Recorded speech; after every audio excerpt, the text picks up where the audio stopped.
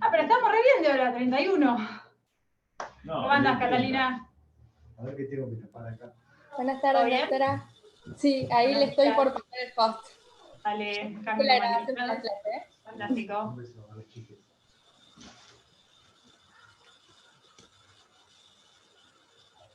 Listo, doctora, ya le pasé el host. Está en la sala de espera deshabilitada y está la grabación. Perfecto, muchas gracias.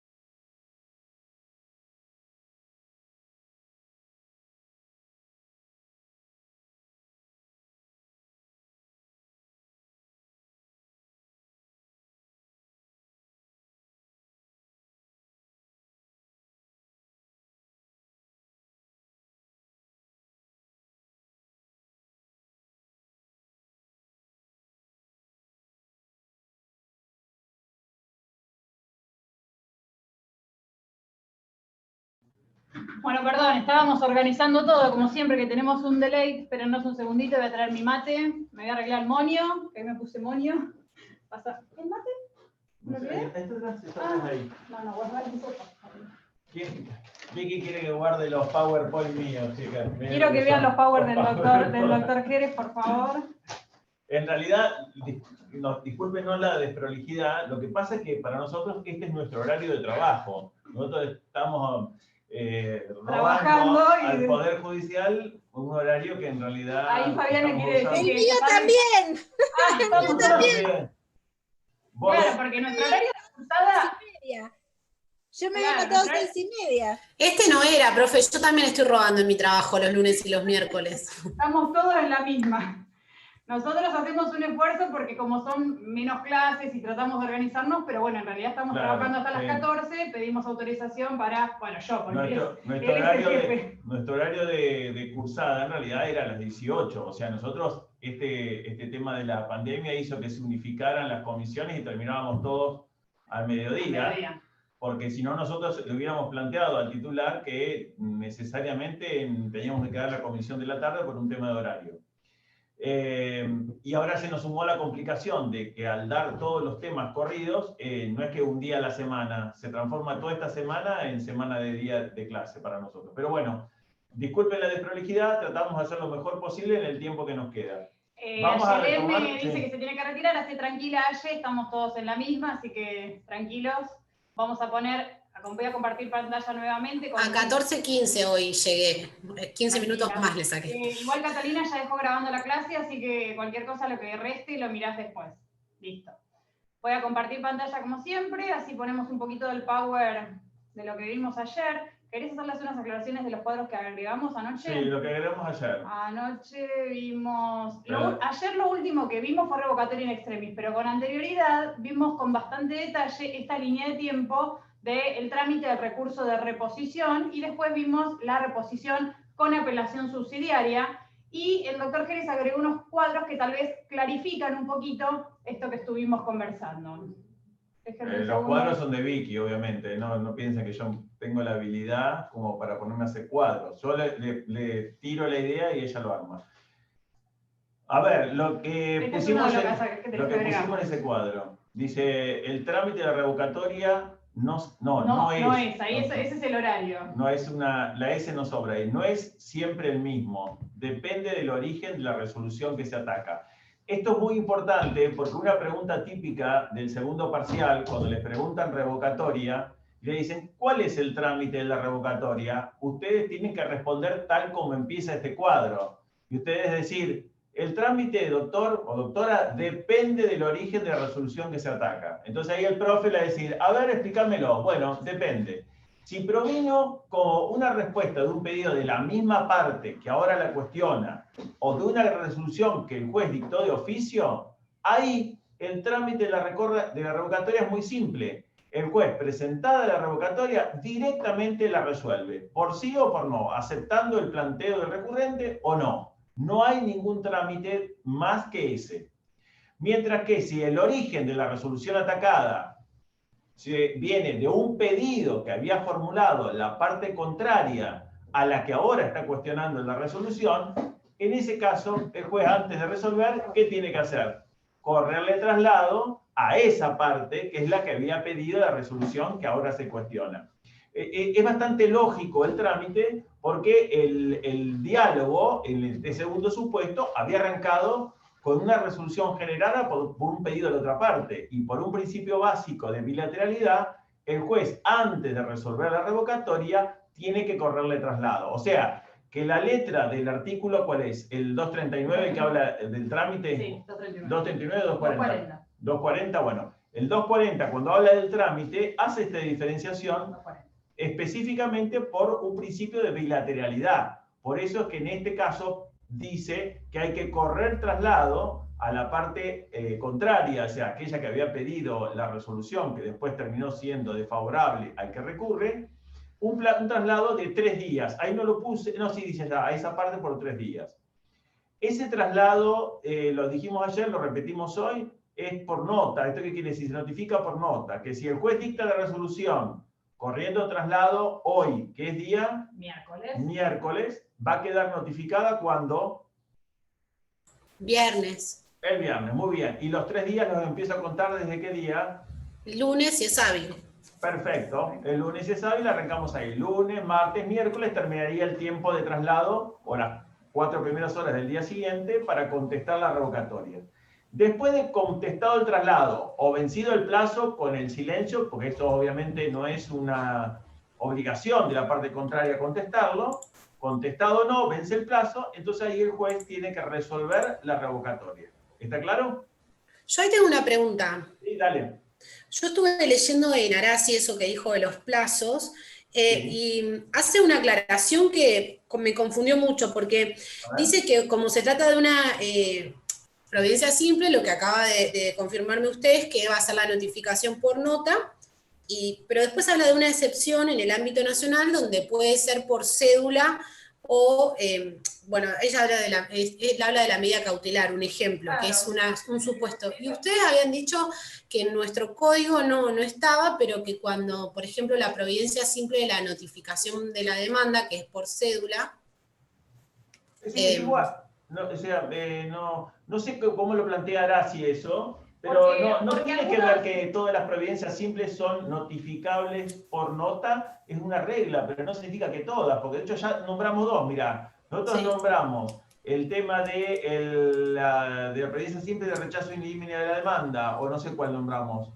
Esa, sí, la de la demanda. Y el Arasi menciona las de medidas cautelares, son 2 providencias simples que en definitiva tienen una notificación por cédula. Justo pero la resolución de que la que decreta medidas cautelares está un poco cuestionada a veces el carácter si es providencia simple o sentencia interlocutoria. Chicos, no se mezclen con eso. Es providencia simple. Es providencia simple. Si ustedes van a leer, miren, van a leer un comentario del artículo relacionado con medidas cautelares, el 198, que habla del recurso contra las medidas cautelares, van a encontrar en una de las obras más importantes que hay sobre esto, que es la de Morelo, el Código Comentado de Morelo. Ahí dice, el recurso que prevé el código es la apelación, pero en realidad nada priva que sea una revocatoria, porque la medida cautelar decretada es una providencia simple porque se dictó sin previa sustanciación. Pero esto no es algo que les van a preguntar en el examen. Es solo un comentario porque Ayelén planteó... Pero no entiendo la duda, Ayelén. A ver, sí, mi duda concreta, voy a la pregunta concreta, es que solo se va a poder pedir el recurso de revocatoria si es notificada por nota. ¿No hay algún caso de que sea...? No. Qué bueno que lo preguntás así directamente. No tiene nada que ver el tema del tipo de notificación. De la forma en que o sea, lo importante es que el tipo de resolución sea una providencia simple. Que se notifique por nota es la regla, pero excepcionalmente hay providencias simples que se van a notificar por cédula e igualmente contra esa providencia simple que se notifica por cédula voy a poder interponer una revocatoria. Sí, o sea, me están viniendo a la mente un montón de providencias simples. Por ejemplo, la que declara la cuestión como de puro derecho, es una providencia simple, porque no se dicta con previo traslado. Pero y sin embargo, se notifica por cédula. La resolución de apertura a prueba también es una providencia simple, porque se dicta sin previo traslado, pero sin embargo también se notifica por cédula. Entonces no identifiquen la categoría de resolución para ver qué modo de notificación va a tener. Lo que define una providencia simple es su naturaleza, es decir, es el hecho de que no se dicta con sustanciación previa. Es decir, proviene de un pedido de parte y directamente resuelve el juez, o una resolución oficiosa del juez. Esas son las providencias simples, las que no están precedidas por una sustanciación previa. El código, cuando define las providencias simples, no da una especie como de ejemplo, porque el código dice, ¿cómo es que dice el código en el, a ver, en el... ¿238? No, en el parte de providencias simples. No, de providencias simples, el 160. Voy. Las providencias simples solo tienden, sin sustanciación, al desarrollo del proceso u ordenan actos de mera ejecución. Eso cuando dice ordenan actos de mera ejecución y tienden al desarrollo del proceso, es una descripción. Pero lo más importante que utiliza el artículo ahí es la palabra sin sustanciación. Eso es lo esencial para identificar una providencia simple. ¿Está? Menos mal que repasamos esto, porque esto ya era el primer parcial, pero es menos mal que lo repasamos. Igual es válida la observación de Yelén de la forma de notificación de las providencias, porque es verdad que en Arasi así se menciona. Bien, entonces queda entendido que en la revocatoria tenemos estos dos trámites posibles, ¿sí? Cuando proviene de la misma parte que ahora la recurre o de oficiosa del juez, va sin sustanciación alguna, directamente se resuelve, y en el otro caso tiene que haber una sustanciación previa con la contraria por 3 días para que después el juez resuelva la revocatoria. Una aclaración más respecto a esto, que no está en este cuadro. Si quisieran poner una estrellita A, una estrellita B y una estrellita C, para decirlo de alguna manera, acuérdense que según el código, que les dije que era letra muerta, pero podía estar, es que podría llegar a haber un trámite incidental para la revocatoria cuando dependiera de hechos controvertidos, ¿sí? Eso por si alguien se los pregunta. ¿Algo más? ¿Les dicen algo más? Bueno, dicen, sí, ustedes pueden decir, puede llegar a tramitar por incidente si la resolución de la revocatoria dependiera de hechos controvertidos, ¿sí? Y si quieren poner un tipo más de trámite de revocatoria, estaba, ¿se acuerdan? La posibilidad de que el juez la desestimara en límine cuando la considerara inadmisible, ¿sí? Si el juez dice, mira, esta resolución no es una providencia simple, entonces no va a la revocatoria, o si dice, mira, es una providencia simple, pero la interpusiste después de los 3 días, en esos casos en los que el juez formalmente considera inadmisible, lo rechaza de forma inmediata, ¿sí? Bien. Yo quería aclararles, para seguir ahora con la filmina, que estas estrellitas divinas que pusimos acá en la filmina son a los efectos de que queden divinas, pero para que tengan en cuenta esta tramitación con el segundo recurso que terminamos ayer viendo la clase, que es la revocatoria con apelación en subsidio. Porque ayer vimos todo el trámite del 241 y cómo era, pero nos quedó por ahí para recalcar cómo era el trámite de la apelación subsidiaria, que ahí pusimos, por eso si fue el A o si fue el B, con los 2 supuestos de trámite de revocatoria que acabamos de ver recién. O sea, ¿este cuadro va enganchado con el anterior? Sí. Es decir, ustedes en el cuadro anterior vieron trámite de la revocatoria. Ahora lo que nosotros... Solita. Ahora vamos a suponer que esa revocatoria había sido acompañada con una apelación subsidiaria. ¿Se acuerdan de eso? ¿De ayer? Bien. ¿Cómo es el trámite de la apelación subsidiaria? Ahí ¿cómo se dice esto? El cuadro dice, depende este trámite del trámite que haya tenido la revocatoria que la precedió. ¿Y cómo es esto? Si fue el trámite A, es decir, aquel que había sido resuelta sin sustanciación previa a la revocatoria, entonces la apelación subsidiaria hay que correr traslado. Antes de elevar el expediente a Cámara, debe correr traslado, ya no por 3 días, sino por 5. ¿Por qué? Porque ya estamos en el ámbito de la apelación subsidiaria, ya nos salimos de la revocatoria, ¿sí? En ese caso, el traslado por 5 días, y por eso les cité el 246 y el 248 del Código de Procedimientos, porque el 246 es el que habla de la sustanciación de la apelación, que dice que es por 5 días, y el 248, ¿saben qué dice? Ese artículo lo que dice es que el que presentó una revocatoria con apelación en subsidio, ¿sí?, no va a tener que presentar ninguna fundamentación autónoma para la apelación subsidiaria, sino que sirve de fundamentación la que ya estaba en la revocatoria. Es más, si el recurrente dijera, ah, bueno, pero si ya me van a hacer lugar a la apelación subsidiaria para que vaya a la Cámara, quiero mejorar mi fundamentación, porque yo la verdad que en la revocatoria no fui muy detallista, así que voy a ampliar mi fundamentación. ¿Puede ampliar la fundamentación?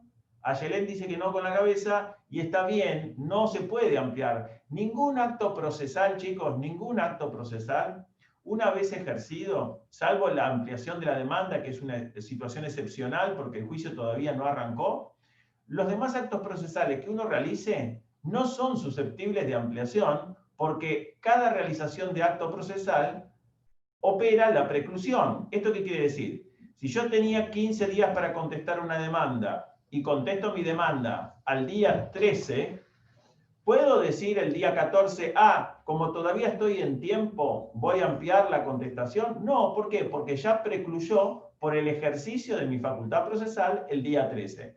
La consumación del acto procesal hace precluir la posibilidad de hacer una extensión de ese acto procesal. ¿Sí? Por eso es que creo que ayer lo dijimos, pero no vale la pena repetirlo. No confundan el plazo de traslado de 5 días con el plazo que tenemos para interponer la revocatoria con apelación en subsidio. Ayer lo dijimos que el plazo de la apelación se subsume en el plazo de la revocatoria. O sea, dentro del plazo de los 3 días que tengo para interponer la revocatoria, es el mismo plazo que tengo para interponer la revocatoria con apelación en subsidio. El plazo del traslado es distinto. Ojo con eso. Bien, entonces, si la apelación subsidiaria venía de una revocatoria que no fue sustanciada, entonces la apelación subsidiaria sí se sustancia, como dice acá la primera parte del cuadro, ¿sí? Entonces, cumplido con el traslado ese, la otra parte puede contestar o no, y después se eleva a la Cámara. Esto, vean ustedes, es un trámite de apelación subsidiaria que se realiza íntegramente en la primera instancia. A la Cámara va solamente para resolverse la apelación subsidiaria. Por el contrario, vamos al lado B.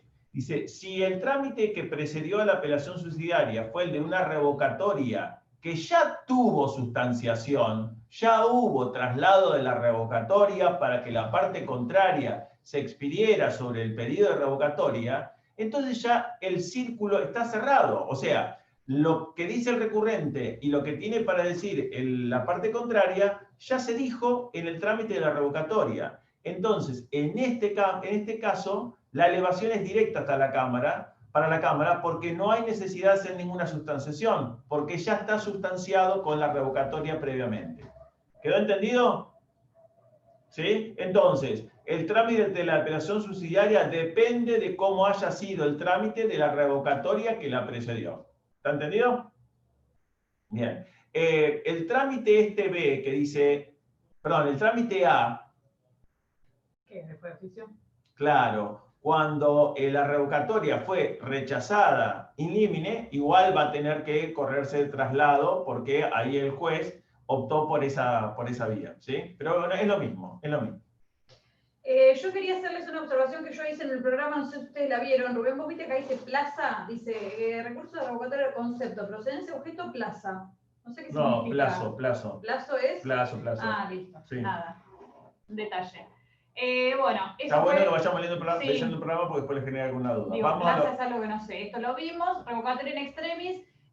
Agustina me pidió un poquito de material, después les voy a mandar a todos lo que ya voy armando con todo lo que fuimos conversando. Agregamos un par de filminas con lo que, digamos, lo que sí o sí tenemos que saber de este recurso de creación jurisprudencial o doctrinaria que no está en las normas, que ahí lo dice como primer requisito, que es de creación pretoriana jurisprudencial, no está en el Código Procesal, que procede contra sentencias interlocutorias y definitivas de Cámara. Recuerden que ayer dijimos que el recurso de revocatoria normal, por decirlo de algún modo, que estuvimos estudiando, no procede contra sentencias interlocutorias y definitivas. Esto es lo distintivo de este tipo de recursos. El plazo también es distinto, que es de 5 días, se utiliza por analogía el 268 del Código de Procedimientos, y los requisitos que no le pueden faltar a esta revocatoria in extremis es los de forma, por escrito, fundado y ante la Cámara, que es el mismo órgano que va a tener que resolver. Pero los de fondo son los distintivos de la revocatoria in extremis, que es la existencia de un error evidente, algo que necesariamente es burdo y necesita resolverse o corregirse, y que no exista otra vía que permita subsanar este error. Todo esto lo explicó el doctor Gesal ayer a las 3:15 más o menos, así que no sé cuántos estaban de atentos. Si tienen alguna pregunta, este es el momento, y si no, leen el material y cualquier cosa nos envían consultas. ¿Alguien tiene pregunta de esto? ¿Avanzamos? Bien, estoy mirando las caras de los que les veo acá compartiendo pantalla. Agustina, ¿te llegó el material todo perfecto? Bien, perfecto. Azul, Viviana. ¿Sabés que no pusimos ahí en el cuadro de revocatoria in extremis? El trámite. El trámite es... Después, ¿qué pusimos? Un ejemplo. No, pusimos un ejemplo. No, el trámite es consustanciación previa, ¿sí? Para poder resolverlo, porque se supone que la sentencia definitiva interlocutoria proviene de cuestiones sustanciadas. Entonces, en ese caso, hay que correr traslado a la parte contraria, ¿sí? Bien. Y acá le agregamos un ejemplo, que fue bastante burdo esto, pero puede suceder, que es un abogado, dice que se declaró la nulidad de 48, ¿se acuerdan que existía la posibilidad de actuar como gestor procesal? Se invocaba el mandato y teníamos un plazo de 60 días para ratificar. Acá es un ejemplo donde la Cámara declara nulo todo lo actuado porque se supone que el abogado no presentó esa ratificación de poder, pero el abogado efectivamente la había presentado y la Cámara no la había tenido en cuenta al momento de dictar esta resolución que decreta nulo todo lo actuado por él, y plantea una revocatoria in extremis justamente para decirle a la Cámara, escuchen, acá está la ratificación, no pueden declarar nulo todo lo actuado porque el cumplimiento del 48 estaba efectivizado y ustedes no tenían la ratificación antes de dictar la resolución. O sea, lo que es muy importante que dijo Vicky ahí, hay que agregarle otra cosa. Fíjese que dice que la sentencia condenó al pago de una suma de 50.000 pesos. ¿Eso qué les está marcando? Porque hasta con el relato que les hizo Vicky, aparentemente el error ostensible que había cometido la Cámara es que dijo que había que declararle nulo todo lo actuado al apelante. No dije que incluía eso. Claro, darle nulo al apelante todo lo actuado porque no había una ratificación, ¿verdad? Y en realidad sí la había.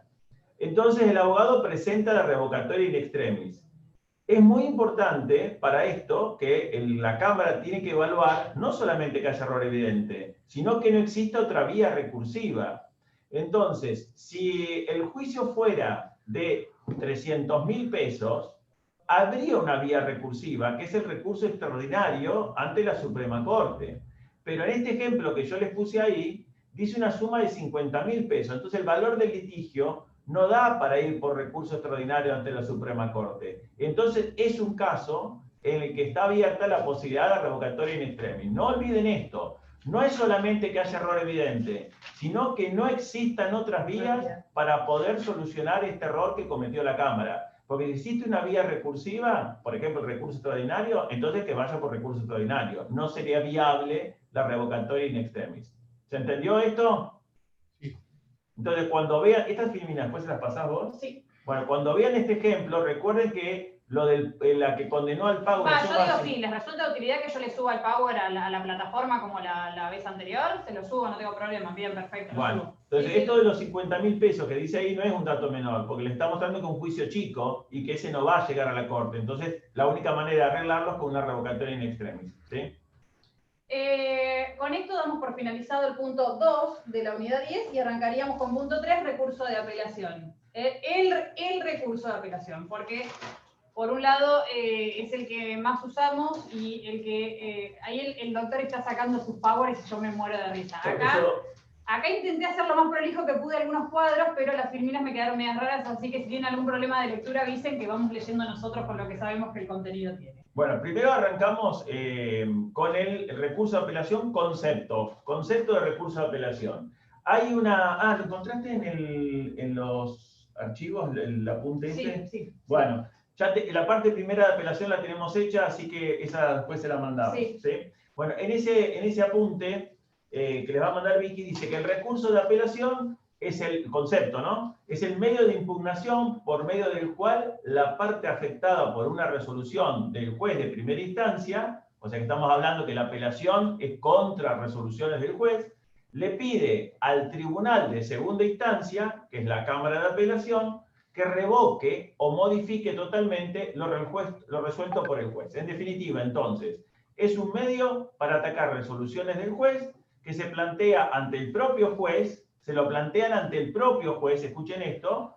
pero no para que lo decida el juez, sino que lo presentan ante el propio juez y que el juez lo eleve a la Cámara y la Cámara va a ser la que decide si hace lugar o no a la apelación en cuanto al fondo, ¿sí? Una vez que recibe la apelación. ¿Está claro esto? Entonces, es el medio de impugnación para atacar resoluciones del juez, en la cual se le pide, se pide a la Cámara que revoque lo resuelto por el juez, total o parcialmente. Es bastante O sea simple. que este es el primer recurso, o sea, vimos aclaratoria, se presenta y resuelve el mismo juez. Revocatoria, se presenta y resuelve el mismo juez. Apelación es el primer recurso que se presenta ante el mismo juez, pero lo va a resolver el órgano superior, ¿correcto? Perfecto, perfecto. Bien. Lo va a resolver el órgano superior, que es la Cámara. Para hacer la explicación de apelación, que les anticipo, que acá es bastante largo, apelación es bastante largo, es el recurso más complejo, porque a diferencia con lo que pasa con la aclaratoria, que el trámite es una pavada, y de la revocatoria, que el trámite tiene pocas variantes, y de la apelación subsidiaria, que tampoco tiene mucha variante, el de la apelación en general, hay muchas variantes de trámite, y eso lo van a tener que aprender para el examen. Así que presten bastante atención. Profe, mire, perdón que lo interrumpa, pero encontré esto, que es como lo que usted mostró ayer, pero de apelación. ¿Ve el caminito? ¿Ese? Ah, ese, sí, no, por si le servía a todos. Sí, ya lo busqué porque me gustó mucho también. Igual, viste que a nosotros nos gusta la variación nuestra del cuadro, pero lo usé también. Y tengo el de libremente también lo tengo, pero todavía no lo puse. Bueno, lo voy a mirar. Ahí está. Bueno, ¿los vas subiendo eso vos? Sí, sí. Bien, perfecto. Vamos a la propuesta que yo les preparé para darles este tema, es con disparadores, más que nada, con preguntas, ¿sí? ¿Cómo explicamos apelación? Yo les propongo que lo primero, eso no lo hiciste, ¿no? No, lo tenés en pantalla. Ah, no, acá lo tenés. Ahí está, bien. ¿Para qué se apela? No, más arriba. No, se me quedó la filmina chiquita. Ah, bueno, le faltan preguntas arriba de esto. Bueno, arranca con esto. El planteo que les hacemos para explicar el tema. Ayer tuve que traer, ¿vieron mi filmina que estaba mejor? Bueno, no lo puedo modificar ahora. Bueno, después la regla. Divina, En realidad, lo primero que tenemos que analizar cuando vemos recurso de apelación es qué se puede apelar. Y para saber qué se puede apelar es hablar no de otra cosa que de la procedencia de la apelación. En el programa no va a decir que se puede apelar, sino que dice procedencia. Pero cuando dice procedencia, ustedes identifiquen que eso responde a la pregunta ¿qué se puede apelar? Con respecto a del ¿qué se puede apelar? Después acomodo la filmina, me baja esa primera pregunta, antes de ¿para qué es? Sí. ¿Por qué se puede apelar? Igual, ¿qué se puede apelar? Está acá también, procedencia. No, ahí empieza el cuadro entonces. Este es el que va primero. Esta filmina es la primera dentro de esta aplicación. ¿Qué se puede apelar? Procedencia. Bueno. 242. Lo primero que tenemos que identificar, y esto ya lo anticipamos con el primer cuadro, ¿se acuerdan el de las flechas que había hecho Vicky? El de las flechas que teníamos una columna por el lado de los recursos y por otro lado los tipos de resoluciones. Ahí ya Vicky había anticipado que la apelación, fíjense, la que tiene las flechas verdes, dice que este recurso procede contra sentencias definitivas, contra sentencias interlocutorias y también contra una categoría dentro de las providencias simples, que son las providencias simples que causen gravamen irreparable. Ya habíamos explicado en la clase anterior, o sea, volvemos a procedencia de la apelación, el 242 del Código de Procedimiento es el que establece esos tres tipos de resoluciones. Ve que dice ahí, según el tipo de resolución, tenemos que ver que son apelables la sentencia definitiva, las interlocutorias y las providencias simples que causen gravamen irreparable. Ese 242 de nuestro Código de Procedimiento de la provincia termina ahí. O sea que en provincia nosotros en principio solamente miramos el tipo de resolución que se está apelando para ver si el recurso es viable o no. Pero en el Código Procesal de la Nación, no te vayas. No, lo tenía puesto eso. Bien, porque en el Código Procesal de la Nación hay un agregado al 242 que establece, independientemente de la naturaleza de la resolución, o sea, no importa que sea definitiva, interlocutoria o providencia simple, el Código Procesal de la Nación agrega algo que es una limitación, me estás mareando. Perdón. Porque es una limitación en cuanto al monto. Fíjense que dice, según el monto, dice, el Código de Provincia no establece monto mínimo, pero el Código de Nación dice sí establece monto mínimo de 300.000 pesos. ¿Qué quiere decir esto? Que en el Código de Nación, llegar a la Cámara no depende solo del tipo de resolución, sino también si es importante desde el punto de vista económico. Ahí con Vicky pusimos que en cuanto a esto de la exigencia del monto, hay excepciones, y las que establece el Código de Nación son bastante simples. Son los juicios de alimentos, los juicios de desalojo, sanciones, ¿sí? Las sanciones procesales que se hayan impuesto durante el desarrollo del juicio, y también los honorarios. Obviamente, ¿quiénes redactan los códigos? Los abogados. Y el abogado no se iba a quedar afuera de la posibilidad de apelar si era un tema de su honorario. Entonces, esto generó, esto es una idea mía, ¿no? Supongo que ha sido así, un lobby del Colegio de Abogados dijo, che, si van a poner límite en cuanto al monto, no nos pongan límite para cuando queremos apelar el honorario. Esto quiere decir que si el honorario es inferior a 300.000 pesos, el abogado lo puede apelar igual, ¿sí? Yo tengo una pregunta, no sé si a usted le surgió lo mismo. ¿El monto en juego es el que se planteó en la demanda, o sea, lo pretendido? Sí, ¿En la acción? hay toda una explicación, pero yo no me quise meter mucho en ese tema, porque después se lo van a terminar confundiendo con el monto mínimo de los recursos extraordinarios. Sí, es el de la demanda, pero después dice que depende, si es cuando ya hay una sentencia, hay que ver qué porcentaje de diferencia hay entre la sentencia y el monto de la demanda. Es medio complejo. Ojo, tengan en cuenta el recaudo de monto mínimo que establece el recurso de apelación en Nación, pero quédense ahí. Sí, en realidad el artículo de Nación dice el valor cuestionado, o sea, como diciendo, ¿qué es lo que llevo yo a la Cámara en cuestión? Vamos a suponer, lo voy a traducir con un ejemplo esto. Si la utilización, fíjate si dice valor cuestionado del Código Procesal de Nación, porque creo que dice, usa la expresión en el teléfono. Sí, ¿O alguien tiene el Código de Nación ahí? No, A ver, dice si habla de valor cuestionado, ¿cómo dice? ¿Ven? monto cuestionado, dice. Bueno, monto que se dicte en el... Bueno, el monto cuestionado, pero no lo lea, no. Presten atención, porque si bien habla del monto de la demanda y de la sentencia y el 20% y todo lo demás, usa la expresión monto cuestionado. Y en realidad el monto cuestionado es lo que uno lleva en discusión al tribunal de alzada. ¿Esto qué quiere decir? Por ejemplo, si la sentencia condena a 300.000 pesos, pero yo soy el demandado y me agravio porque considero que hay un punto que no se lo tendría que haber dado el actor, que es el daño moral. Y el daño moral que había fijado el juez era de 50.000 pesos. ¿Por qué tema estoy recurriendo ya a la Cámara? ¿Por 300.000 o por 50.000 nada más? Estoy recurriendo por 50.000 porque es lo que estoy cuestionando en mi apelación. Entonces, el valor cuestionado que yo llevo a la Cámara no es el de la sentencia completa, es una parte. Entonces no me da el monto del litigio para poder recurrir en el ámbito de la Nación. ¿Se entiende esto? ¿Sí? Es lo que llevo yo como cuestionamiento a la alzada. Pero por ahora, quédense con que el tema de la limitación en cuanto al monto solo aparece en el Código de la Ciudad, ¿cómo se llama? El Código Procesal de la Nación, que es un monto de 300.000 pesos, y que hay juicios en los que no corre el mínimo, o sea que puede ser con montos menores, que son los juicios de alimentos, los juicios de desalojo, las sanciones procesales y los honorarios cuando se cuestionan. ¿Está claro? Para ese caso, ¿podría ser un ejemplo de pedir la revocatoria in extremis, lo que acaba de decir? Sí. O sea, vos, pero pará, primero, sería una revocatoria in extremis ante el propio juez. Eso claro. No sería ante la Cámara. Si una revocatoria in extremis ante el propio juez, sí, podría ser factible. En los sistemas en los cuales llegar a la Cámara tiene una limitación en cuanto al monto, ¿sí? Podría ser que incluso en primera instancia se presente una revocatoria in extremis, porque el recurrente puede alegar al mismo juez, ¿sí? Diciéndole, mirá, yo no puedo ir a la Cámara porque no me da el monto que tengo en discusión, pero corregime esto porque esto es un error evidente. ¿Puede plantear una revocatoria in extremis? Sí, lo podría hacer.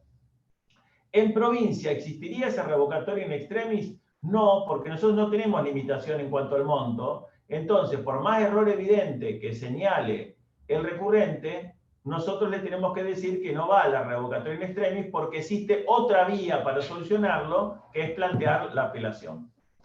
Bueno, ya vimos dos aspectos que hay que tener en cuenta para analizar qué se puede apelar. Por un lado, el tipo de resolución. El tema del monto para el Código Capital, no para nosotros. Después, hay que tener en cuenta que más allá de que sea una sentencia definitiva, interlocutoria o que cause gran daño irreparable, puede ser que también haya limitaciones para recurrir por el tipo de proceso. Entonces ahí le pusimos, según el tipo de proceso, ¿qué se puede apelar? Fíjese que en la Firmina dice, en el ordinario, la regla es que todo se puede apelar, salvo disposición en contrario. Es decir, que en el juicio ordinario, la apelabilidad es la regla. Y habría que ver cada vez que uno tiene que plantear una apelación, mirar el código, si la resolución que yo estoy intentando apelar es de las que están permitidas, perdón, es de las que no están vedadas en el juicio ordinario. Si encuentro de que las está vedada, obviamente no voy a poder plantear la apelación. En el sumario, la regla se invierte. Nada es apelable, salvo apelacibilidad. Bueno, ahí después hay que hacer una corrección de letras. De letras. Ahí quedó la civilidad, se quedó más. Inapelabilidad es la regla y solo se pueden apelar los casos que están en el 494. ¿Sí? Ahí en el 494, esto lo van a tener que ver, más allá de que lo vean acá en la apelación, lo van a tener que ver en una bolilla que habla de el juicio sumario y sumarísimo, no sé cuál es. ¿Ya la vieron o no? No, no. ¿Los tipos de procesos? No, no. Es la otra, la 13, la 14, no sé cuál es, a ver. La 11, la 13. ¿Proceso? No. No, no está. Antes estaba ahí, ¿te acordás? Sí. Sí. Bueno, no está más. Entonces lo tienen que ver acá, no hay otra oportunidad para verlo. En el juicio sumario, la regla es que nada se puede apelar salvo el código de que sí. Las resoluciones que están en el 494, ¿las leemos? ¿Tenés el código ahí? Aquí. Sí. 493, 494. Dice, las resoluciones únicamente serán apelables. Voy al segundo párrafo, que es la parte que nos compete. Únicamente serán apelables la resolución que rechaza de oficio la demanda, la que declara la cuestión de puro derecho, la que decide excepciones previas, las providencias cautelares, resoluciones que pongan fin al juicio o impidan su continuación y la sentencia definitiva. O sea, las resoluciones más importantes del juicio acá están previstas como apelables. Las que no están ahí, como regla, no lo son. En el punto C, que dice juicio sumarísimo, pasa exactamente lo mismo que en el sumario. La regla es la inapelabilidad, pero acá incluso está mucho más acotada la posibilidad de apelar. Hay solamente dos casos en el código, en el juicio sumarísimo, que se pueden apelar. Las resoluciones que decretan medidas cautelares y la sentencia definitiva. Disculpen, ¿eh? Qué fuerte que suena el teléfono. ¿Hola? ¿Hola? Yo Hola. mientras... Listo. Bueno, Bien. dale. Disculpen, me levanté porque como era de capital pensé que era por ahí algo de trabajo. Bien. Entonces, ¿queda aclarado el que se puede apelar? En principio lo que ustedes tienen que responder son los 3 casos del 242. Pero además aclarar que si fuera capital tiene que ver el tema del monto y en general, independientemente del tipo de resolución, también hay que ver si la regla en ese caso es la apelabilidad o la inapelabilidad y ver si no está comprendido en algún caso de excepción. ¿Sí? ¿Se entendió esto? ¿Sí? ¿Vamos bien? Bien. Vamos después a la segunda pregunta. Ahora sí, en el programa no está la palabra, pero el tema sí está, perdón, dice objeto. Objeto. El objeto responde a la pregunta ¿para qué se apela? Es decir, ¿cuál es la finalidad del recurso de apelación? Ahí en la Firmina pusimos, la finalidad inmediata es que la Cámara deje sin efecto o revoque lo resuelto por el juez total o parcialmente. Esto ya estaba en el concepto. Estaba en el concepto. Es decir, ¿cuál es el objetivo que persigo con una apelación? Que se cambie lo que se decidió, en forma total o en forma parcial, pero que haya un cambio de lo decidido. Y la finalidad inmediata, o sea, lo que está detrás de todo este planteo de apelación, es obviamente que se corrija o se evite el perjuicio que me causa la resolución. Es decir, yo no apelo por deporte, o sea, no apelo solamente para cuestionarle al juez las resoluciones. lo hago en la medida que esto me cause un perjuicio irreparable, ¿sí? Esa sería la finalidad, tanto inmediata como mediata. Después tenemos el tema de cuándo se interpone. Esto se refiere al plazo. ¿Qué plazo hay que apelar? Para apelar. Bueno, acá también tenemos regla y excepciones. El plazo general para apelar todas las resoluciones es de 5 días y surge del 244. Obviamente que el plazo siempre se cuenta, como todos los plazos procesales, desde la notificación. Mire, voy a hacer un paréntesis, salgo un poquito de apelación, porque yo creo que en la primera parte, no sé si hicimos hincapié en esto con Vicky, pero si no lo volvemos a reiterar, porque cuando nosotros preguntamos con casos en los exámenes, nos encontramos con que empiezan a titubear. Vicky siempre cuando explica notificaciones, todas las resoluciones se notifican, y Vicky ella misma se responde, todas, sí, todas se notifican. Lo que no quiere decir que todas sean del mismo modo notificables, ¿sí? Algunas se notifican por la regla general, que es por día de nota, otras por cédula, las que establece el código, otras será por edicto o por cualquier otra manera, pero en definitiva todas las resoluciones se notifican. El problema que nosotros vemos en los exámenes es que los alumnos automáticamente relacionan la palabra notificar con envío de cédula, y eso no tiene nada que ver. La cédula es un caso especial de notificación, pero no es que a las demás no se notifican, todas las resoluciones se notifican. En todo caso se notificarán por días de nota, pero no asocien notificación con exclusivamente cédula. ¿Eso está claro? Perdón, Ayelén levantó la mano. A ver, sí, ¿es correcto, Ayelén? No, fue antes cuando hablé. Perdón, ya me tengo que ir, me da mucha lástima. Después miro la clase. Bueno. Mira la clase tranquila, cualquier cosa nos mandas por mail alguna consulta. Hasta mañana. Chao, chao. Bueno. Disculpen, antes de continuar, ¿puedo preguntarles algo? Según el tipo de proceso, dijimos ordinario, la regla general es todo, sumario, la regla general es nada salvo, y sumarísimo, la regla general es nada salvo. Necesito los dos artículos que no llegué a copiarlos, así después los miro bien. 494 es el salvo del sumario, es 494 segundo párrafo, donde dice únicamente serán apelables de provincia. Y el sumarísimo, la inapelabilidad es la del 496, inciso 4. ¿No estás viendo la filmina, Agustina? No, pero habían pasado la filmina, por eso. Ah, perfecto. Ahí la volví a poner. Acabo de recordar algo, miren. El 496, inciso cuarto de Nación, no es exactamente igual. Yo lo que acabo de recordar que en Nación no hay este proceso sumario. Recuerden que es todo ordinario con las disposiciones del sumario en la Nación. Esta clasificación según el tipo de procesos para la provincia de Buenos Aires. Perdón, te interrumpí. Sí, en Nación solamente tendríamos ordinario y sumarísimo. Y supongo que el ordinario de Capital debe tener los mismos régimen de inapelabilidad que el 494 nuestro, que es para el sumario, ¿sí? Bueno, pero lo que les quería decir es que el 496, inciso cuarto, de provincia no es igual al de Nación. El de Nación dice que son apelables los proveimientos cautelares y la sentencia definitiva. Y ustedes dirán, ¿pero no es lo mismo que me dijiste para provincia? No, porque yo dije en provincia que son las resoluciones que decretan medidas cautelares, o sea, solamente las que ordenan una medida cautelar.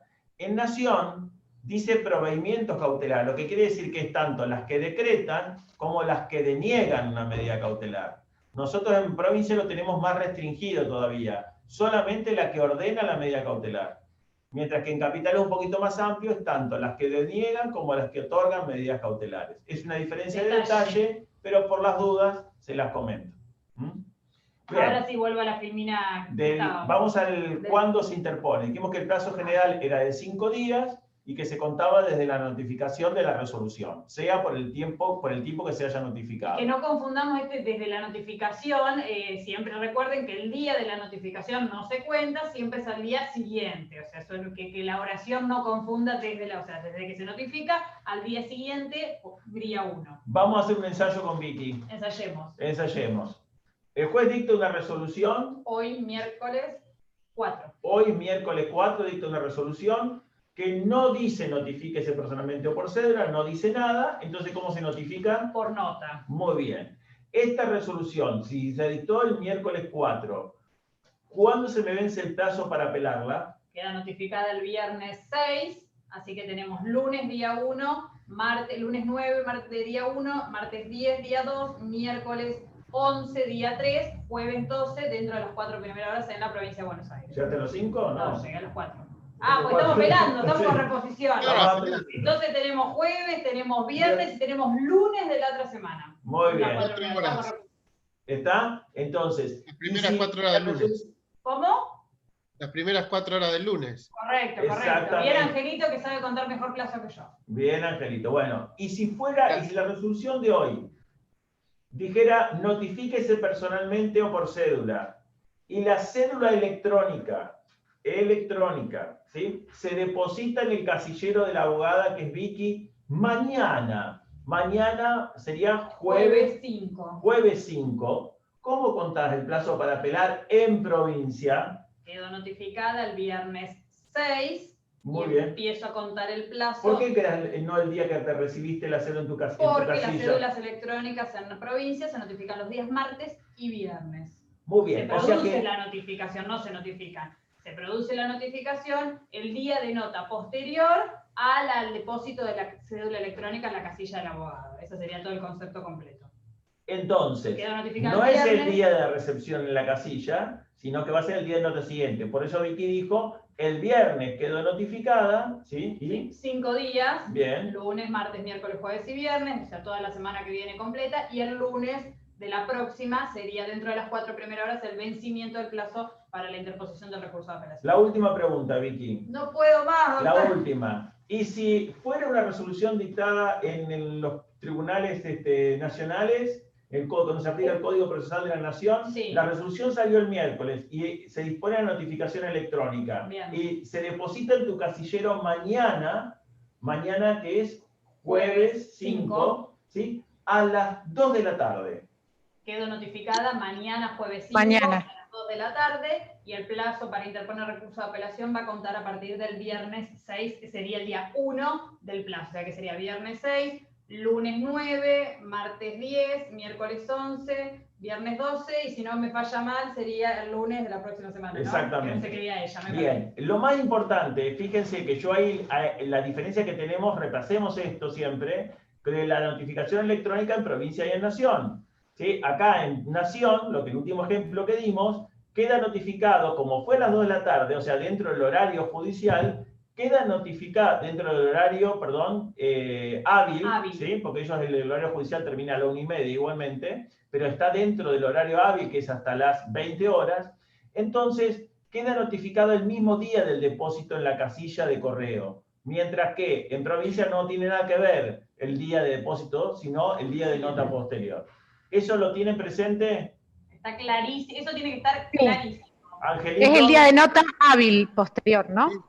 Ahora sí. Eso en provincia. Ahora sí, y muchísimas gracias. Bien. Bueno, bien.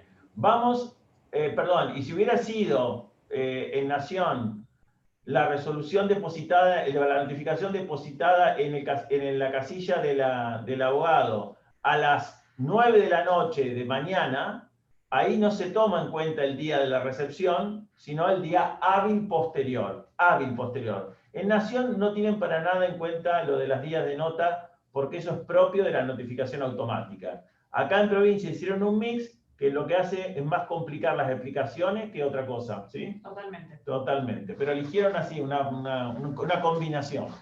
Bueno, volviendo a lo que nos convoca, el plazo para interponer un recurso de apelación es de 5 días, como regla. Y en la Nación, dice Código de Nación, lo mismo, 5 días para interponer el recurso de apelación. Ahí les puse algunas excepciones al plazo general. En el juicio sumarísimo para apelar tenés 2 días.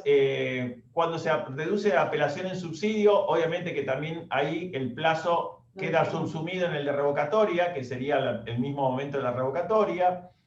En el juicio de amparo, la apelación tiene que plantearse dentro de los 3 días, en la ejecución prendaria también. Son ejemplos, chicos. Para el examen lo más importante es que sepan que el plazo general es de 5 días, ¿sí? Después viene, además del plazo, en el programa no está esto sí no está, que es la legitimación. Es decir, ¿quién está habilitado a apelar una resolución dictada por el juez?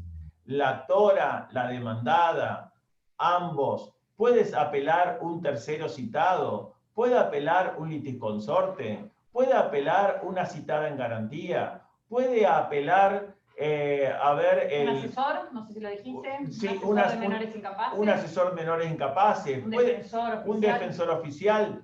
Miren, la legitimación para apelar no depende de qué sujeto sea del proceso, sino que padezca un perjuicio personal.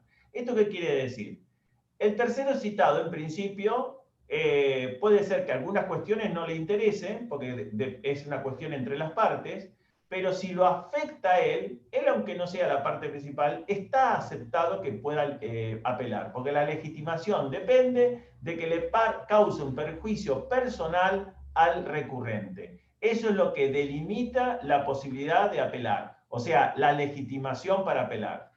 Ahí tengo que hacer claramente igual todas estas personas de alguna manera tienen que estar involucradas en el proceso dentro del cual van a venir. Sí, no nadie puede caer un paracaidista, hola, ¿qué tal apelo, señor juez? No puede decir uno, mire, yo soy el vecino, pero si me enteré de la injusticia, si lo desalojan a este vecino, yo voy a tener un terreno baldío que se me van a entrar los ladrones por el terreno de él. Voy a apelar. Eso alega un perjuicio personal, pero él no está ni cerca de ser parte en el juicio, ni afectado directamente por este juicio. El planteo de él es como el de cualquier otro vecino que puede vivir en toda la manzana. Imagínense si la legitimación fuera tan amplia. No, tan amplia no puede ser como eso. Está bueno el ejemplo que plantea Vicky ahí. Una pregunta, ¿y un perito? Sí, perdón, en el caso de, ya que dijimos, ya lo dejo. En el caso de que mencionamos ahí, la asesora de incapaz, el defensor oficial, el síndico en una quiebra, esos en realidad no tienen un perjuicio personal, pero sí ellos están en el juicio para defender los intereses de alguien. Entonces, sí tienen legitimación, aunque el perjuicio no sea directo sobre ellos, sino sobre las personas que asisten o que representan. ¿Sí? Angelito, te escucho. ¿Y un perito? Un perito depende. Si el perito es porque le regularon honorarios bajos, puede apelar porque es un perjuicio personal. Pero si el perito apela porque una de las partes se opuso a un punto de pericia y la otra parte respondió que ese punto de pericia tenía que estar, eso no es un perjuicio para él. Eso es un punto más o un punto menos que tendrá que responder. Pero eso no afecta a sus intereses personales. Estuvo muy buena la pregunta esta porque me permitió hacer la aclaración. Miren con el perito cómo podemos ver bien gráfico cuándo hay perjuicio personal y cuándo no lo hay. ¿Sí? Angelito, ¿querías aclarar algo más? Que no te eso, nada más. Muchas gracias. Bien. Es más, lo podemos poner lo del perito después en el apunte a eso. Después de quién puede apelar, que es la legitimación, tenemos que ver cómo se apela. O sea, esto tiene que ver con los requisitos que debe cumplir el escrito de apelación cuando se interpone. Ahí también interposición tiene S de más. Hay una interposición. No se escribe así, ¿eh? Hay una primero con S y después con C. Acá está mal, hay una S de más. Una C de más, perdón. Interposición. Sí, primero con S y después con C. S de más, un montón de letras de más. Un montón de más, una al revés, bueno. Bueno, pobre Vicky, encima ella que... Hago lo que puedo, chicos. Yo le paso a las 11 de la noche los power míos y... Y yo miro Masterchef y hago los cuadros y escribo interposición así. Bueno, en fin, volvamos. ¿Mirás Masterchef? Me aburre soberanamente. Me gusta. Esto fue un paréntesis, seguimos. ¿Cómo? ¿Cómo se peor de todo lo que esto se graba. Bueno, vamos a... Saludito a todos los que nos están viendo después. Vamos a volver al cuadro. El tema de cómo se apela, cómo se interpone el recurso de apelación. Vamos a leer primero la letra del 245, porque es un artículo que si uno lo lee es bastante riguroso, cosa que en la práctica no tanto. Lo primero que tenemos que aclarar de cómo se apela es que la interposición de la apelación puede ser tanto por escrito como en forma verbal.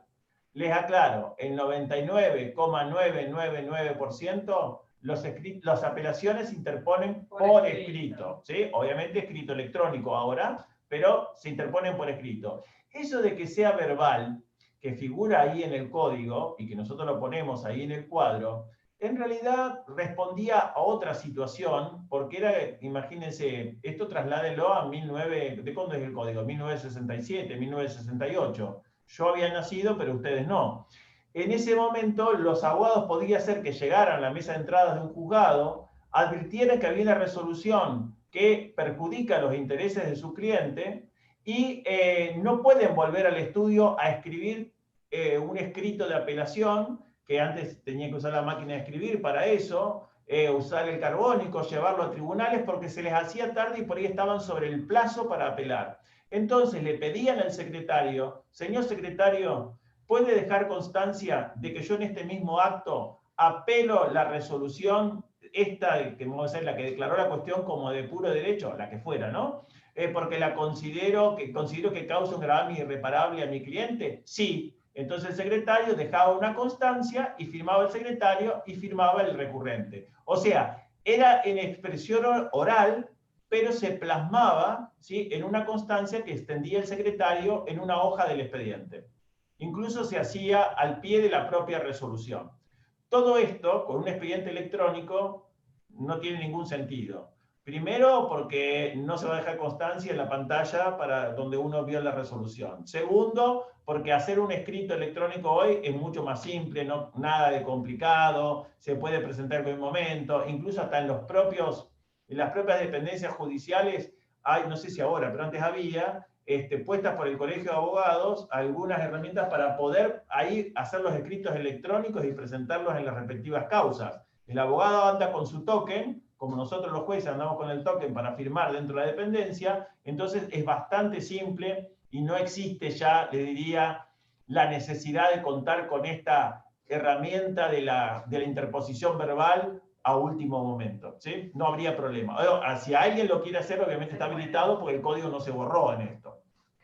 Pero al margen de la expresión oral o por escrito de la apelación... Lo importante del 245, que ayer hicimos una diferencia con la reposición, con esto. ¿Qué es esto? ¿Qué es esto? ¿Se acuerdan que la reposición, Vicky subrayaba que tiene que estar fundada en el mismo escrito? Bueno, en la apelación se limita a la mera interposición. En el apunte, Vicky, incluso tenemos un ejemplo. Ahí dice, cuando el abogado apela, dice simplemente, causándome gravamen irreparable, la resolución, no sé, de apertura a prueba o de... No, apertura a prueba no, porque no es apelable. La resolución que declara la cuestión como de puro derecho, la apelo. Punto. 3 renglones. Porque me causa gravamen irreparable, la apelo. Eso es lo que dice ahí, limitarse a la mera interposición. Ayer hicimos mucho hincapié en estos dos actos distintos de interposición y fundamentación del recurso. Aclaratoria y reposición se interponen y se fundan en el mismo escrito en que se presentan. Apelación se interpone en primer momento y concedido se fundamenta. Pero... Vamos a ver que... Fíjense que lo que vamos a leer en el código ahora, en el 245, es recontra riguroso, porque dice que si el abogado que interpuso la apelación la llegara a fundar en el mismo momento, hay que devolverle el escrito, como diciendo, no se lo podemos aceptar, porque todavía no es el momento de traer la fundamentación. Sí vamos a dejar constancia, dice el código, de que apeló, pero no lo vamos a incorporar ese escrito, porque vino con una fundamentación que todavía no es el momento. ¿Lo leemos al artículo? A ver. Sí, dice, el recurso de apelación se interpondrá por escrito verbalmente. En este último caso, que es lo que explicamos de verbalmente, se hará constar por diligencia que el secretario del oficial primero sentará en el expediente. Eso es lo que hablamos de el verbalmente. ¿Qué pasa con esto de la fundamentación? Dice, el apelante deberá limitarse a la mera interposición del recurso. Y si esta regla fuera infringida, se mandará devolver el escrito, previa anotación que el secretario o oficial primero pondrá en el expediente con indicación de la fecha de interposición del recurso y del domicilio que se hubiere constituido en su caso. Bueno, esta segunda parte de que le devuelven el escrito porque en realidad lo fundó anticipadamente, en el Departamento Judicial de Mar del Plata, y creo yo que en la mayoría de los departamentos judiciales, no se aplica. Nosotros, si traen una fundamentación anticipada, no ordenamos devolver ningún escrito y lo tomamos como una fundamentación anticipada, que en todo caso, si el juez de primera instancia concede la apelación, ya daremos por presentado el memorial, que así se llama la fundamentación de la apelación, y le correremos traslado a la parte contraria. O sea, nosotros hacemos una especie de economía procesal y decimos, bueno, es anticipado, pero ya que le concedemos el recurso, lo tenemos por fundado en el mismo momento. O sea que esta segunda parte del artículo, en la mayoría de los departamentos judiciales, hay una, ¿qué sería esto? Una derogación tácita. Una derogación por una costumbre contra legem. Es decir, todos los juzgados aceptan que la fundamentación se presente en el mismo momento, ¿sí? Pero si no lo hacen, obviamente que al contrario, si no lo fundamentan en ese momento van a tener su oportunidad, pero si lo hacen nadie les devuelve el escrito. Ustedes dirán, bueno, pero ¿dónde está el riesgo? Miren, yo siempre cuento una anécdota, me contó un abogado acá, que en el Departamento Judicial de Dolores, ¿alguien de Dolores acá? ¿No? Son muy formalistas. Qué fuerte que le suena el teléfono. Un segundito nada más. ¿Hola? ¿Hola? ¿Hola? Ah, no. Son ahora de todos los ofrecimientos, de todas las cosas. Bueno. En Dolores, un colega me comentó que presentó una apelación, él trabajaba, tenía su estudio en Mar del Plata, presentó una apelación allá y la presentó fundada. Dice, como yo no vengo todas las semanas a Dolores, presento el escrito de apelación ya fundado, como lo hacía en Mar del Plata. ¿Qué pasó? En Dolores le aplicaron esto del 245 en el segundo párrafo y le desglosaron el escrito de apelación y dejaron constancia de que estaba apelada esa resolución. ¿Qué pasa? Cuando el juez concedió la apelación, dijo, tiene 5 días para fundar. ¿Por qué? Porque no le consideró esa fundamentación. Entonces le quedó ahí desglosado el escrito en Dolores y cuando volvió a Dolores la semana siguiente y lo quiso incorporar como fundamentación y ya era tarde, porque ya habían pasado los 5 días que le habían dado para presentar el memorial. Entonces, el que se quema con leche ve una vaca y llora, vino ese viejo dicho, bueno, ese abogado nunca más dejó el escrito fundado allá en Dolores porque sabía que corría el riesgo que se lo devolvieran. Pero en Mar del Plata no hay problema, que lo presenta fundado, ya está. Vamos al punto siguiente. Trámite del recurso de apelación. No, a ver qué dice el... Forma de la concesión. No, que... dentro del cuadro este, a ver. Las preguntas. ¿Quién? Ya está. ¿Cómo se apela? No, ¿cómo es el trámite de la apelación? Y bueno. ¿Cómo es el trámite de la apelación? Esta es la próxima pregunta. Vos déjame que yo me guío por mis power. ¿Cómo es el trámite de la apelación? Una anticipación le hicimos. ¿Cuál era? Que el trámite no es uno solo. Van a tener tantos trámites como diferencias tenga la apelación concedida. En principio lo que le tenemos que aclarar, chicos, es que el trámite de la apelación depende de la forma en la que se conceda el recurso de apelación y del efecto que el juez asigne a ese recurso de apelación.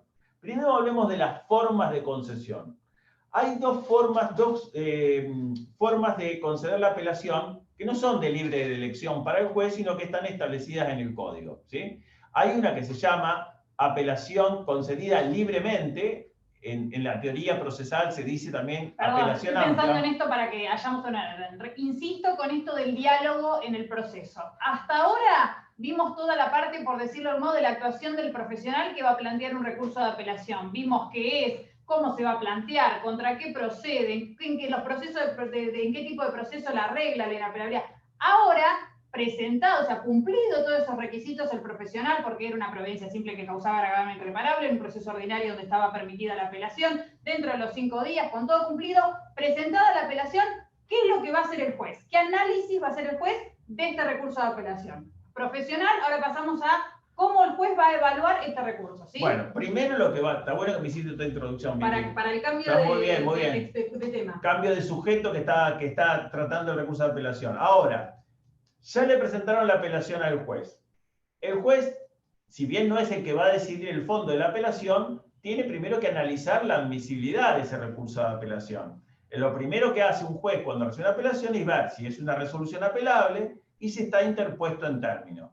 Si están dadas esas dos condiciones, el juez va a dictar una resolución concediendo el recurso de apelación.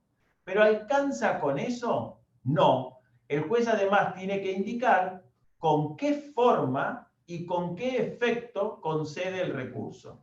Acá esto es fundamental. Forma y efecto en que se conceden los recursos de apelación. Tenemos que tener muy ordenado y claro esto. Forma y efectos en que se conceden los recursos de apelación. Ahí vamos. Primero vamos a ver cómo el juez elige la forma de concesión. ¿Cómo elige la forma? Leyendo el código. El código prevé dos formas de concesión de la apelación, una que se llama libre, o la doctrina también la llama amplia, y es cuando se ataca una sentencia definitiva de juicio ordinario o sumario en el Código de Provincia. Es decir, que la apelación libre o amplia está prevista solo para un tipo de resolución, que es la sentencia definitiva, y no de cualquier juicio, sino la sentencia definitiva de juicio ordinario o sumario. Esto quiere decir que nunca va a tener forma libre cuando se apelan sentencias interlocutorias, cuando se apelan providencias simples que cause grave irreparable, o cuando se apelan sentencias definitivas de otros juicios que no sean los juicios ordinarios y sumarios. O sea que para entender la forma de concesión podemos hacerlo por descarte. O sea, exactamente. Siempre que no sean sentencias definitivas de juicios ordinarios o sumarios, que es libre, todas las demás apelaciones se van a conceder en relación. Por eso es que cuando se habla de las formas de concesión, se dice que la apelación en relación es la regla. ¿Por qué? Porque todo va a ir por la forma en relación, salvo que sea una apelación contra una sentencia definitiva de ordinario o de sumario, que eso va libremente. En todos los demás casos va en relación. ¿Y la sentencia definitiva de sumarísimo? Va en relación. Bien, perfecto. La sentencia definitiva de un juicio ejecutivo va en relación. ¿De un juicio de alimentos? Va en relación. Solamente las sentencias definitivas de juicio ordinario o sumario. Todo lo demás concedido en relación. Entonces, el juez, cuando mira el escrito de apelación y ve que está en término, y ve que cumple con los requisitos formales, va a conceder la apelación, y si es una sentencia definitiva de estos dos tipos de juicio, lo va a conceder libremente. Si no fuera sentencia definitiva de juicio ordinario o sumario, lo va a conceder como en relación. ¿Qué diferencias grandes existen de la concesión libremente y en relación?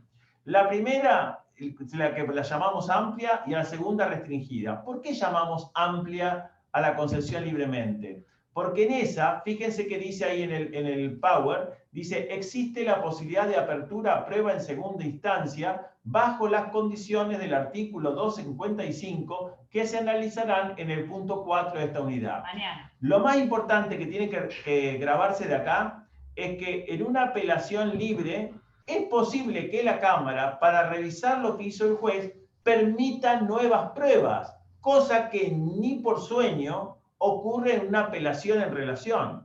En una apelación en relación, la Cámara revisa lo que hizo el juez con los mismos elementos que ya existían cuando el juez resolvió. Si hay un apelante que dice a la Cámara en un recurso concedido en relación, mire, señor juez, quiero replantear una prueba que no me dejó el juez en primera instancia, ¿qué le va a decir la Cámara? Que no, porque ese replanteo, esa posibilidad de abrir más pruebas en Cámara, solo está permitida para la apelación libre. Por eso se llama amplia la apelación libre y restringida la que es en relación, porque no se permite llevar nada nuevo ante la Cámara en el recurso concedido en relación. Esto surge del 270 del Código de Procedimiento, que dice ahí que no se pueden proponer nuevas pruebas, ni alegaciones, ni agregar documentos o ofrecer otras pruebas. ¿Bien? ¿Qué otra gran diferencia podemos referir entre las dos formas de concesión? Acá dice, la apelación libre, en lo relativo a la estructura de la sentencia, cada juez debe expedir individualmente su voto, que puede ser por adhesión. ¿Eso qué quiere decir? Que la forma de la sentencia de Cámara va a ser más compleja porque va a ser con voto individual de cada uno de los miembros del tribunal. Mientras que la sentencia de la Cámara en un recurso concedido en relación tiene voto impersonal. Esto quiere decir que los jueces hablamos en conjunto, no diciendo la doctora Zampini dijo, el doctor Jerez dijo, no, es directamente los jueces resuelven hablando en plural. Voy a poner unos modelitos de sentencia interlocutoria y sentencia definitiva para que visualicen lo que estamos explicando, esto del voto individual y el voto conjunto, esta estructura cuando se concede libremente y cuando se concede en relación. Perfecto. Hay otro detalle para saber que, no sé, la Cámara Departamental de Mar del Plata, por si no lo saben, es una única Cámara en lo civil, comercial y familia, o sea, la competencia que tiene civil, comercial, familia, es una Cámara con 3 salas, con 2 jueces cada sala y un séptimo juez que es presidente que va rotando por todas las salas. Esa estructura es importante que la tengan para que sepan, por lo menos en el Departamento Judicial de Mar del Plata, con lo que se van a encontrar cuando hablemos de Cámara o que la Cámara que nos va a resolver el recurso.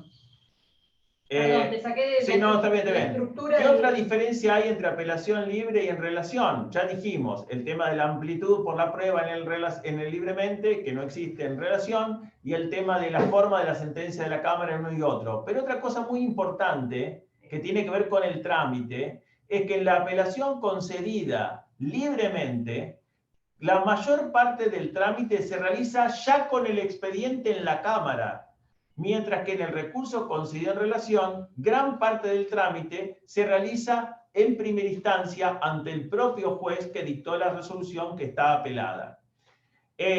Otra gran diferencia que existe es el tema, ya vamos a ver en qué está la diferencia, pero recuerden esto, en una apelación libremente, el juez de primera instancia concede la apelación, patada del expediente para la Cámara. Y después todo lo demás, la fundamentación de la apelación, el traslado de la fundamentación, si hubiera necesidad, apertura, prueba en la alzada, todo eso se hace ante la misma Cámara. En el recurso concedido en relación, una vez que se concede la apelación, el juez ordena cumplir con el memorial, después del memorial se da traslado a la parte contraria y después va a Cámara. Fíjense que usé dos palabras distintas que acá están en negrita en el cuadro que hizo Vicky, que la fundamentación de la apelación en el recurso concedido libremente tiene un nombre más rimbombante que se llama expresión de agravios, y en el recurso concedido en relación la fundamentación se llama memorial. ¿Tienen diferencias de sustancia? No, porque en ambos lo único que hacen es el abogado es un desarrollo de los argumentos por los cuales considera equivocada la decisión del juez, pero no hay ninguna diferencia del escrito en particular.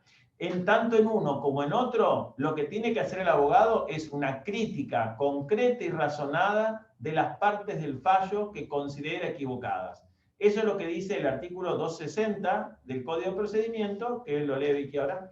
Sí, señor. No, yo antes de ahora les leo el 260, solamente que me quedé pensando en esto que dijo Rubén, que el juez concede el recurso y lo eleva a la Cámara. Tan sencillo como suena, es muy importante, porque cuando el juez de primera instancia concede el recurso de apelación, pierde temporalmente competencia. O sea, el juez de primera instancia ya no va a poder seguir dictando resoluciones en ese proceso, sino que termina provisoriamente su competencia hasta ahí, con la concesión del recurso, pasa la competencia a la Cámara de Apelación, el juez del recurso va a ser quien tenga la competencia hasta que resuelva y el expediente vuelva a la primera instancia y recupere nuevamente su competencia el juez. No es que el juez de primera instancia y la Cámara van a poder seguir dictando resoluciones en el proceso. No, el juez de primera instancia concede, ahí finaliza temporalmente su actuación, se la da a los jueces de Cámara, los jueces van a actuar de Cámara y cuando Cámara resuelve, vuelve a la primera instancia. Ojo con esto porque para el ejercicio de la actuación profesional es importante, concedido el recurso, el juez no dicta más resoluciones.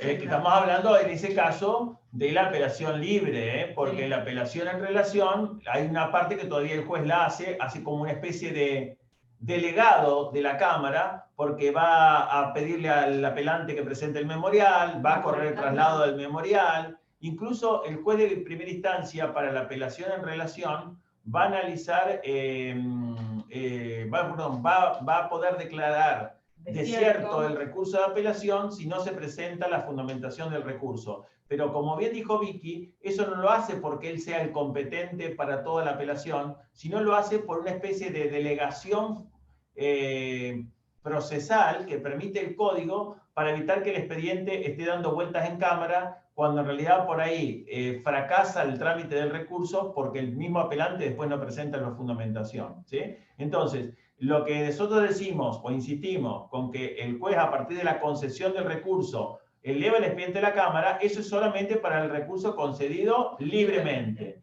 En el concedido en relación hace un poquito más de cosas después de concedido, pero solamente lo hace como delegado de la Cámara, para decirlo de alguna manera. Y a los efectos de la tramitación del recurso interpuesto. Nada más. No puede hacer ninguna otra cosa con el expediente más que lo relacionado con ese recurso, ¿sí?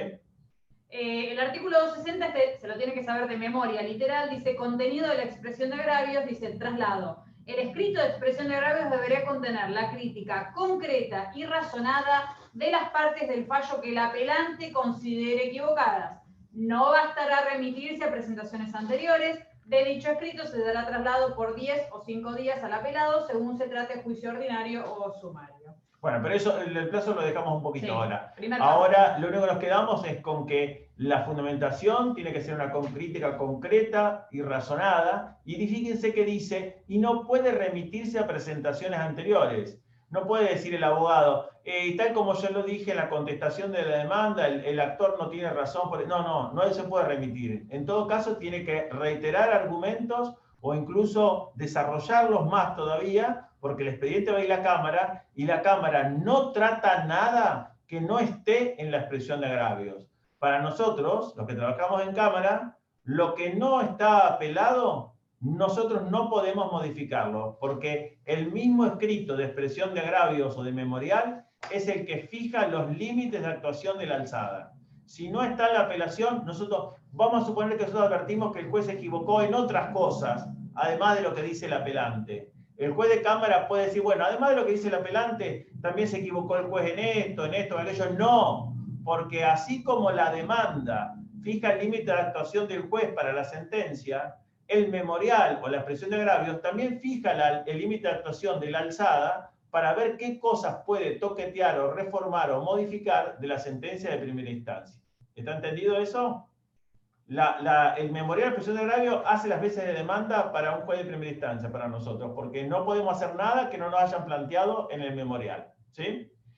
Bien, hechas las aclaraciones de las formas de concesión, y después vamos a ver en un cuadro el trámite de cada forma.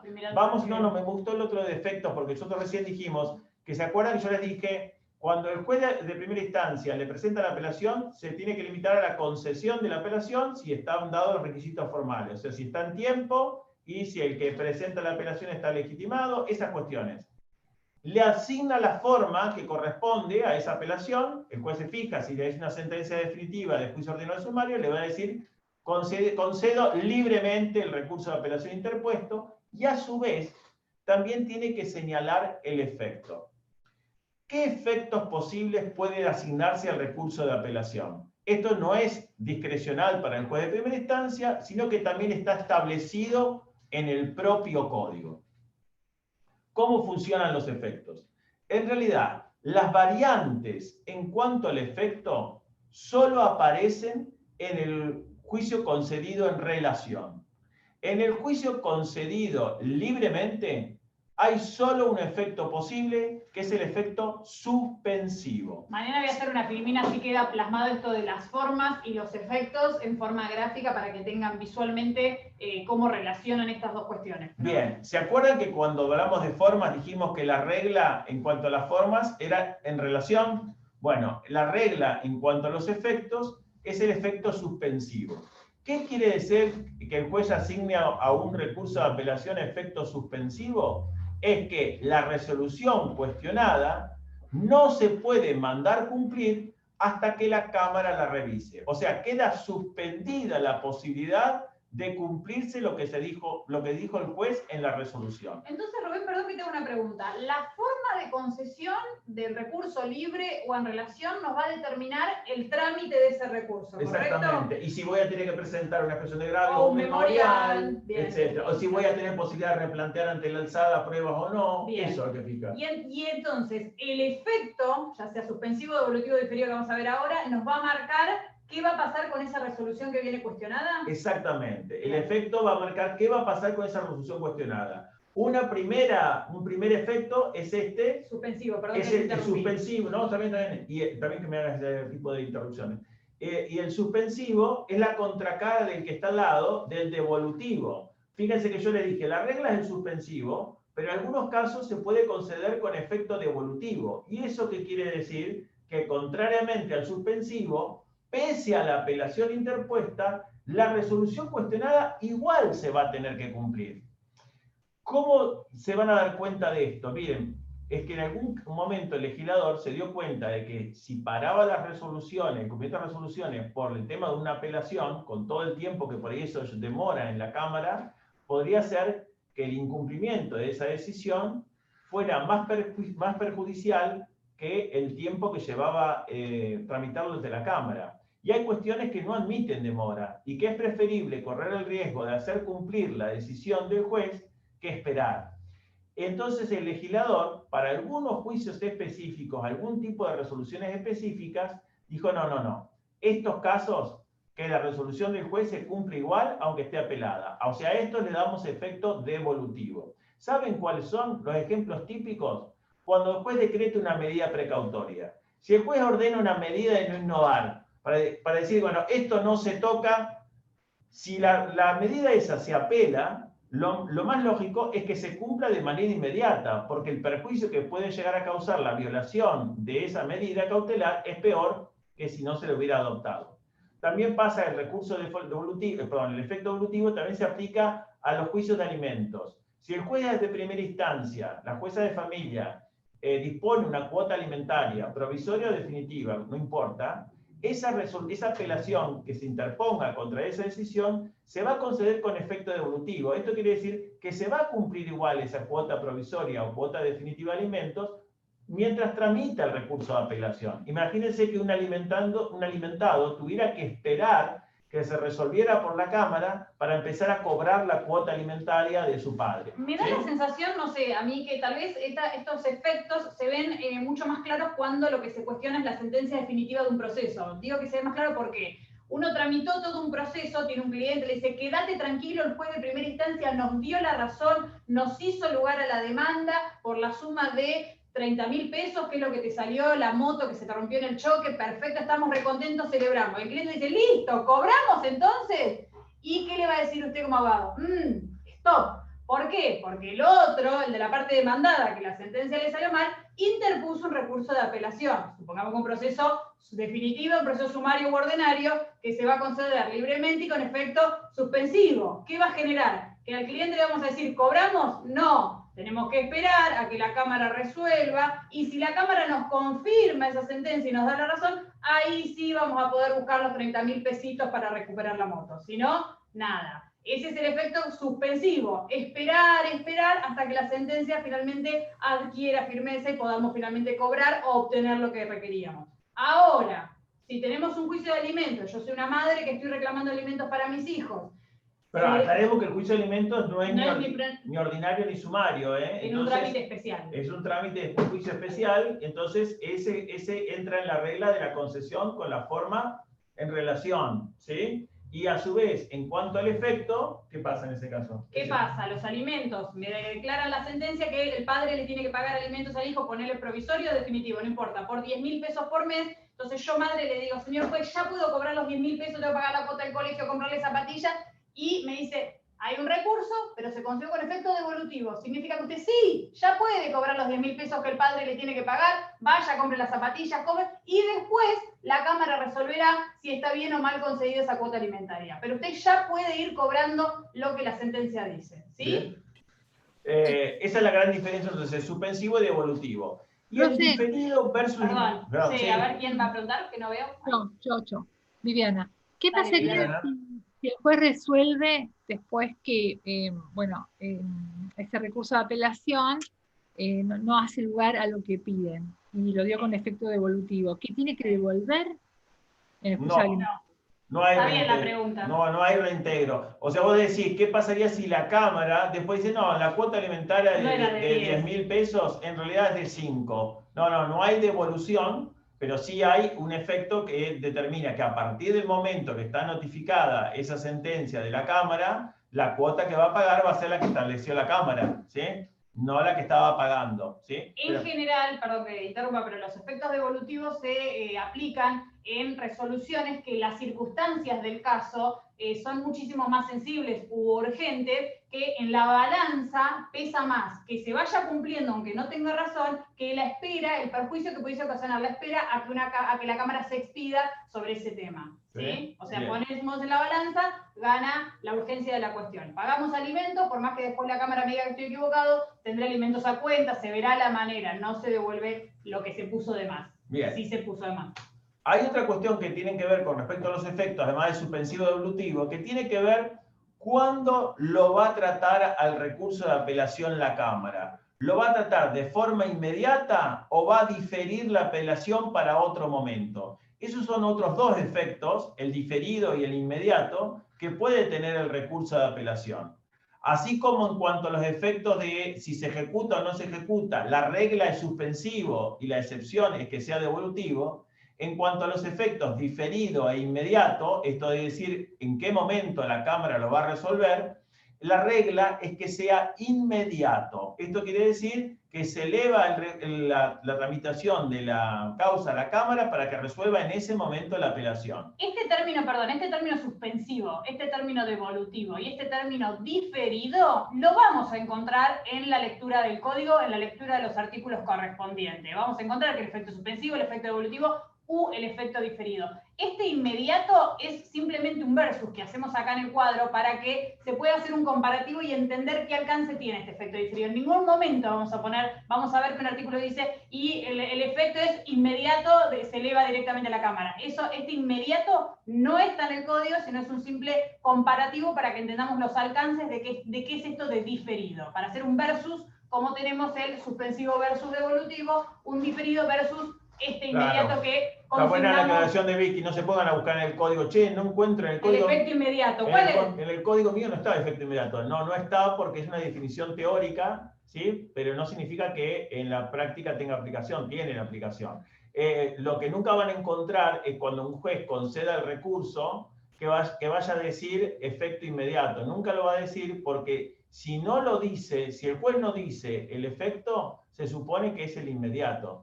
Lo mismo que cuando, en cuanto a suspensivo devolutivo, si el juez no dice qué efecto le da al recurso de apelación, se supone que es suspensivo. O sea, que los que son excepción, que es el devolutivo y el diferido, eso sí lo va a decir el juez expresamente porque tiene consecuencias procesales lo que es excepcional. Pero cuando es la regla, suspensivo o inmediato, eso no lo pone el juez en la resolución. El juez dice, concédese la apelación interpuesta en relación o concede la apelación interpuesta libremente. Punto. Si el juez dice nada más que eso, se supone que el efecto en la apelación libre va a ser suspensivo, ¿sí? E inmediato. Y en el caso de la apelación en relación, se supone que es también suspensivo y con efecto inmediato. Si fuera devolutivo diferido, lo tendría que poner el juez dentro de la misma resolución. Hago una aclaración. En el artículo 244 de forma y efectos, sí, 243, ahí pareciera, de la manera que está redactado, que tanto en la forma libre como en relación pueden tener efecto suspensivo o devolutivo. Y en realidad no, el único efecto posible para la concesión libre es el efecto suspensivo. Agarren el código, en este momento agarren sus códigos y escríbanlo y tachen y pongan las aclaraciones correspondientes porque fijen cómo dice el artículo, dice el recurso de apelación será concedido libremente o en relación y en uno u otro caso en efecto suspensivo o devolutivo. Hagan la aclaración correspondiente. Eso está mal, no sé si en algún momento hubo algún supuesto de apelación libre con efecto devolutivo, pero eso en la vigencia actual no tiene. Acá no hay apelaciones libres que sean con efecto devolutivo. Todas las apelaciones libres son con efecto suspensivo. Correcto. Lo restante del 243 es todo lo que estuvimos viendo hasta ahora sobre las formas y los efectos. Es claro, conciso, sépanlo con lectura completa. Dice, el recurso contra la sentencia definitiva en el juicio ordinario y en el sumario será concedido libremente. En los demás casos, solo en relación. Procederá siempre en efecto suspensivo, a menos que la ley disponga que lo sea en efecto devolutivo. Los recursos concedidos en relación lo serán asimismo en efecto diferido cuando la ley así lo disponga. 243. En realidad, los dos últimos párrafos tendrían que estar unidos. Tendría que decir, procederá siempre con efecto suspensivo, a menos que la ley disponga que lo sea con efecto devolutivo o con efecto diferido en cuanto al momento de tratamiento. Lo metió en dos párrafos, pero es lo mismo. No sé si llegaste a explicar qué significa efecto diferido.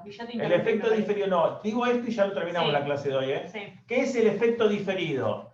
El efecto diferido quiere decir que la apelación, aún concedida por el juez de primera instancia, no va a ser tratada por la Cámara hasta un momento posterior. ¿Qué momento posterior va a ser? Al momento al cual se difiere esa apelación. Si es un juicio ejecutivo, se va a diferir al momento en que se interponga el recurso de apelación contra la sentencia definitiva.